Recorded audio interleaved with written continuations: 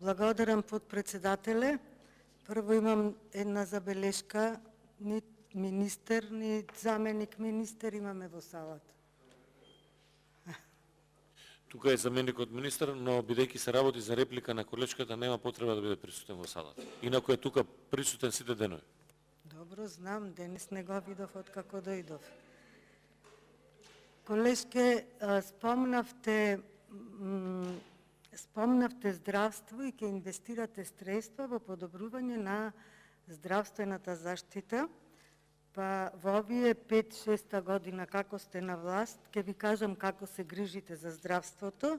Според ранг листата на добро организирано јавно здравство за 2022 година, во првите 85 земји, Република Македонија ја нема, за жал, на листата.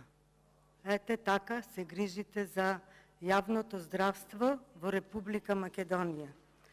Сега доаѓав од Битола и ми се јавува дека во клиничка болница Битола немаат памук и фластер.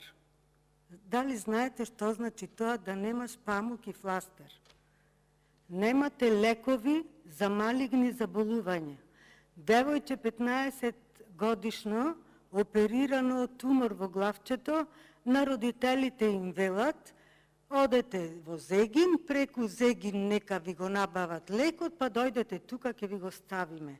Дали тие родители има доволно пари да го купат лекот, сте се запрашале вие?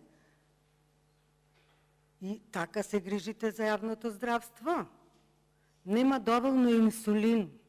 Во последното 3 месечие не знам на колку пациенти ги префрлив на други инсулини, затоа што ги нема нивните инсулини кои што редовно ги примаат. Тоа дополнително им ја влошува здравствената состојба на пациентите. Или и тоа е добро организирано здравство и европско здравство. Да не зборувам за кризата со ковид и со на врвот која бевме по број на починати, да не се повтори. Меѓутоа, имам информација дека од 300 вработени во ЈЗО немало нити еден вработен доктор. Па кој ќе работи во болниците, колешке? Кој ќе работи? Примате само партиски војници, а доктори нема. Одете во сметководство, во благајна, испоседнале по 5 души, а доктор еден има на урологија во Битола, еден има на максило, еден има на неврохирургија.